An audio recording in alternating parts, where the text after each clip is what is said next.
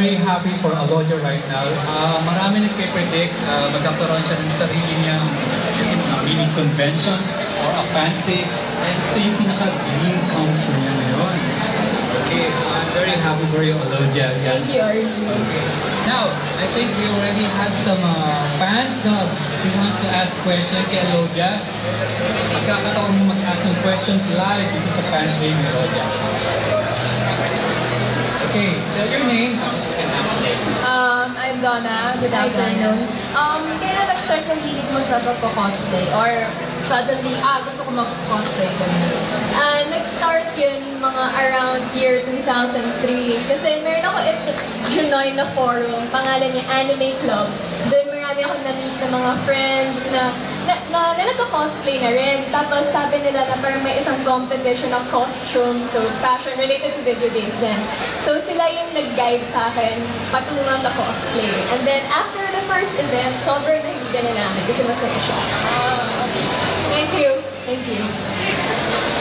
Alright, thank you very much. Okay, habang parating pa natin yung mga questions, nakikita ko meron tayong mga artworks and pictures ni Alodia. Have you seen all the pictures at artworks niya? Raise your hands para makita natin. Mukhang wala. Ayun, meron isa, meron doon. Okay, if you want to check all the pictures and artworks ni Alodia, visit her website, alodiagosingtiao.com. Alright. Thank you to RG for hosting that website. Thank you then. Okay. We have another chance to ask questions. Please come on stage. Yeah, it's a very cute girl. Meron siyang hawak eh. Hindi natin alam po niya.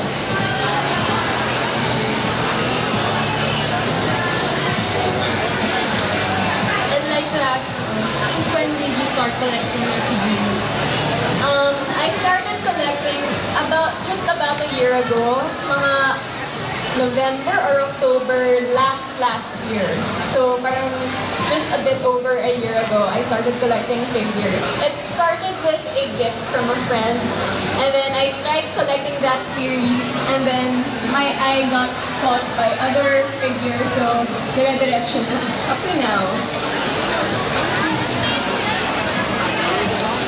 Babalik mo na ito. Pakinggan na ito. Wow. Okay, pag nakita ko na sa inyo, it's their first publication as Gunner Rico and Gunner Yuna. Okay, thank you. Okay, meron po tayong mag-a-ask ng question. Please come on stage.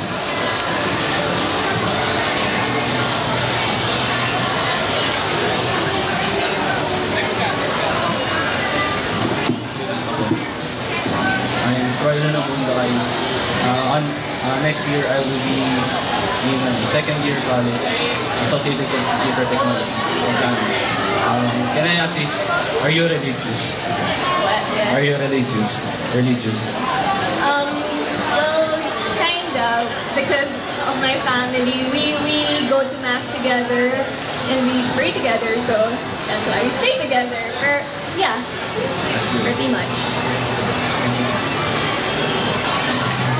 Alright, thank you very much. Okay, do you still have fans to ask questions? Yes, please come.